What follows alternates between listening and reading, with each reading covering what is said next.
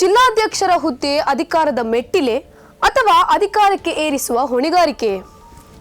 ಕಾಂಗ್ರೆಸ್ನಲ್ಲಿ ಈಗ ಜಿಲ್ಲಾಧ್ಯಕ್ಷರ ಆಯ್ಕೆ ನಡೆಯುತ್ತಿದೆ. ಎಐಸಿಸಿ ವೀಕ್ಷಕರು ಜಿಲ್ಲೆಗಳಿಗೆ ಬಂದು ನಾಯಕರು, ಕಾರ್ಯಕರ್ತರು ಮತ್ತು ಸ್ಥಳೀಯ ಸಂಘಟನೆಗಳ ಅಭಿಪ್ರಾಯ ಸಂಗ್ರಹಿಸುತ್ತಿದ್ದಾರೆ. ಈಗ ಜಿಲ್ಲಾಧ್ಯಕ್ಷರಾಗುವವರು ಮುಂದಿನ 3 ವರ್ಷ ಚುನಾವಣೆಗೆ ಸ್ಪರ್ಧಿಸಲು ಅವಕಾಶವಿಲ್ಲ ಎಂಬ ನಿಲುವು ಪಕ್ಷದೊಳಗೆ ಹೊರಬಂದಿದೆ. ಹಾಗಾದರೆ ಜಿಲ್ಲಾಧ್ಯಕ್ಷರ ಹುದ್ದೆ ಎಂದರೆ ಏನು? ಮುಂದಿನ ಚುನಾವಣೆಯಲ್ಲಿ ಟಿಕೆಟ್ ಪಡೆಯಲು ಒಂದು ಮೆಟ್ಟಿಲೆ ಅಥವಾ ಪಕ್ಷವನ್ನು ಕಟ್ಟಲು 3 ವರ್ಷಗಳ ಕಾಲ ವೈಯಕ್ತಿಕ ರಾಜಕೀಯ ಆಸೆಯನ್ನು ಬದಿಗಿಟ್ಟು ಕೆಲಸ ಮಾಡುವ ಜವಾಬ್ದಾರಿಯೇ? ನನಗೆ ಪಕ್ಷ ಮುಖ್ಯವೋ, ನನ್ನ ಮುಂದಿನ ಚುನಾವಣೆಯ ಅವಕಾಶ ಮುಖ್ಯವೋ?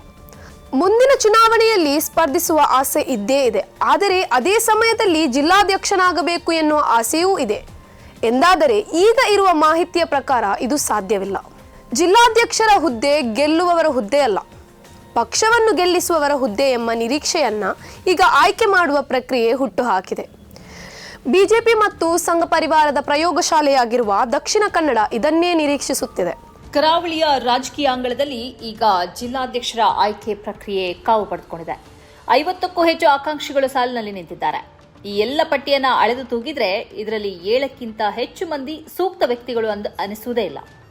ದಕ್ಷಿಣ ಕನ್ನಡ ಜಿಲ್ಲೆಯ ಇತಿಹಾಸವನ್ನು ಗಮನಿಸಿದರೆ ಬಂಟ ಮತ್ತು ಬಿಲ್ಲವ ಸಮುದಾಯಗಳು ಇಲ್ಲಿ ಸುದೀರ್ಘ ಕಾಲ ಪಾರಮ್ಯ ಮೆರೆದಿವೆ.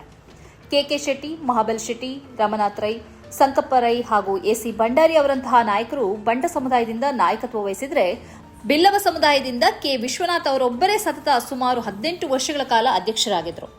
ಈಗಿನ ಅಧ್ಯಕ್ಷ ಹರೀಶ್ ಕುಮಾರ್ ನನಗೆ ಹುದ್ದೆ ಬೇಡ ಎಂದೇ 2 ಅವಧಿಗಳನ್ನು ಕಳೆದರು. ಇನ್ನು ಕ್ರಿಶ್ಚಿಯನ್ ಸಮುದಾಯದ ಬ್ಲೇಸಿಯಸ್ ಡಿಸೋಜಾ 12 ವರ್ಷಗಳ ಕಾಲ ಸೇವೆ ಸಲ್ಲಿಸಿದ್ದಾರೆ. ಆದರೆ ಕಾಂಗ್ರೆಸ್ ಪಕ್ಷದ ಬೆನ್ನೆಲುಬಾಗಿ ನಿಂತಿರುವ ಮುಸ್ಲಿಂ ಸಮುದಾಯಕ್ಕೆ ಈವರೆಗೆ ಪೂರ್ಣ ಪ್ರಮಾಣದ ಜಿಲ್ಲಾಧ್ಯಕ್ಷ ಸ್ಥಾನ ಸಿಕ್ಕಿಲ್ಲ. ಈ ಹಿಂದೆ ಕೋಡಿಜಾಲ್ ಇಬ್ರಾಹಿಂ ಕೇವಲ 1 ವರ್ಷದ ಮಟ್ಟಿಗೆ ಹಂಗಾಮಿ ಅಧ್ಯಕ್ಷರಾಗಿದ್ದನ್ನು ಬಿಟ್ಟರೆ ಪೂರ್ಣ ಅವಕಾಶ ಸಿಕ್ಕಿಲ್ಲ. ಇಷ್ಟೇ ಸಣ್ಣ ಅವಧಿಯಲ್ಲಿ ದಕ್ಷಿಣ ಕನ್ನಡ ಜಿಲ್ಲೆಯಲ್ಲಿ 7 ಕಾಂಗ್ರೆಸ್ ಶಾಸಕರು ಗೆದ್ದಿದ್ದಾರೆ ಅನ್ನೋದು ಗಮನಾರ್ಹ ಸಂಗತಿ.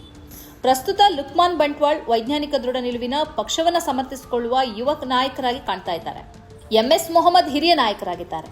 ಜನರಿಗಾಗಿ, ಕಾರ್ಯಕರ್ತರಿಗಾಗಿ ನೇರವಾಗಿ ಬೀದಿಗೆ ಇಳಿಯುವ ನಾಯಕನಾಗಿ ಗೋಚರಿಸುತ್ತಿರೋದು ಸುಹೇಲ್ ಕಂದಕ್, ಶಾಹುಲ್ ಹಮೀದ್ರ ನಾಯಕತ್ವವನ್ನು ನಿರ್ಲಕ್ಷಿಸುವಂತಿಲ್ಲ. ಆದರೆ ಇವರೆಲ್ಲರೂ ನನಗೆ ಸ್ಥಾನ ಬೇಕು ಎಂದು ಪಟ್ಟು ಹಿಡಿದರೆ ಸಮುದಾಯದ ನಾಯಕರಲ್ಲಿ ಒಗ್ಗಟ್ಟಿನ ಕೊರತೆ ಕಾಣ್ತಿದೆ. 10 ಆಕಾಂಕ್ಷಿಗಳು ಅರ್ಜಿ ಹಾಕಿ ಗುಂಪುಗಾರಿಕೆಗೆ ಬಿದ್ದಿರೋದು ಸಮುದಾಯದ ಶಕ್ತಿಯನ್ನ ಕುಗ್ಗಿಸುತ್ತಿದೆ. ಎಲ್ಲರೂ ಒಟ್ಟಾಗಿ ಒಗ್ಗಟ್ಟಾಗಿ ಯಾರಿಗಾದರೂ ಕೊಡಿ, ಆದರೆ ಮುಸ್ಲಿಮರಿಗೆ ಕೊಡಿ ಎಂಬ ಬೇಡಿಕೆ ಬರುತ್ತಿಲ್ಲ. ಇದು ಬಿಜೆಪಿ ಮತ್ತು ಸಂಘ ಪರಿವಾರದ ಪ್ರಯೋಗಶಾಲೆ ಆದುದರಿಂದ ಇಲ್ಲಿ ಮುಸ್ಲಿಮರಿಗೆ ಅಧ್ಯಕ್ಷ ಸ್ಥಾನ ಕೊಡುವಂತಿಲ್ಲ ಎಂಬ ಹೆದರಿಕೆಯೂ ಈಗಿಲ್ಲ. ಯಾಕೆಂದರೆ ಈವರೆಗೆ ಅಧ್ಯಕ್ಷರಾಗಿದ್ದವರು ಏನು ಮಾಡಿದ್ದಾರೆ ಎಂಬುದು ಕಣ್ಣಿಗೆ ಕಾಣುತ್ತಿದೆಯಲ್ಲ. ಹಿಂದಿನ 6 ವರ್ಷ ಆಯಾರಾಮ್ ಗಯಾರಾಮ್ ಆಗಿದ್ದಾರೆ. ಕಳೆದ 3 ದಶಕಗಳಿಂದ ಇಲ್ಲಿ ಅಧ್ಯಕ್ಷರಾದವರು ಯಾರೂ ಒಬ್ಬ ಸಂಸದನನ್ನು ಗೆಲ್ಲಿಸುವ ಸಾಮರ್ಥ್ಯ ತೋರಿಸಿಲ್ಲ. ವಿಧಾನಸಭೆಯ ಫಲಿತಾಂಶಗಳು ಕಾಂಗ್ರೆಸ್ಗೆ ಪೂರಕವಾಗಿ ಬರುತ್ತಿಲ್ಲ. ಹೇಗಾದರೂ ಸೋಲುವವರೇ. ಮುಸ್ಲಿಂ ಜಿಲ್ಲಾಧ್ಯಕ್ಷರ ಪ್ರಯೋಗ ಮಾಡಿದರೇನು ತಪ್ಪು? ಯುವಕರಿಗೊಂದು ಅವಕಾಶವಾಗಲಿ, ಸಂಘಟನೆಯ ಸಾಮರ್ಥ್ಯ ತೋರಿಸುವವರು, ಸೈದ್ಧಾಂತಿಕ ಬದ್ಧತೆ ಇರುವವರು ಅಧ್ಯಕ್ಷರಾಗಲಿ ಎಂಬ ಉದಾರ ಮನೋಭಾವದಿಂದ ಸಮುದಾಯದ ನಾಯಕರು ಒಟ್ಟಾಗಿ ವೀಕ್ಷಕರಿಗೆ ಅಭಿಪ್ರಾಯ ತಿಳಿಸುವ ಸಮಯದು. ಕಳೆದುಕೊಂಡರೆ ಮುಂದೆಂದೂ ಸಿಗದು. ಈ ಕಾರ್ಯಕ್ರಮದ ಪ್ರಾಯೋಜಕರು Gadiyar group of companies, specialized in piling and shoring, engineering consultancy, firefighting, steel structures, real estate. Office, SIT Tower, Silicon Oasis, Dubai, UAE. ಸ್ನೇಹಿತರೆ, ನಿಮ್ಮ ಅದ್ಭುತ ಬೆಂಬಲದಿಂದ ಸನ್ಮಾರ್ಗ ನ್ಯೂಸ್ ಚಾನೆಲ್ ಈಗ 2 ಲಕ್ಷ ಸಬ್ಸ್ಕ್ರೈಬರ್ಗಳನ್ನು ದಾಟಿದೆ. ಇದು ನಮ್ಮ ಯಶಸ್ಸಲ್ಲ, ಇದು ನಿಮ್ಮ ಯಶಸ್ಸು. ನಮ್ಮ ಮುಂದಿನ ಗುರಿ 4 ಲಕ್ಷ. ಇದು ಕಷ್ಟವಲ್ಲ. ನೀವು ಮಾಡಬೇಕಾದದ್ದು ಸಿಂಪಲ್.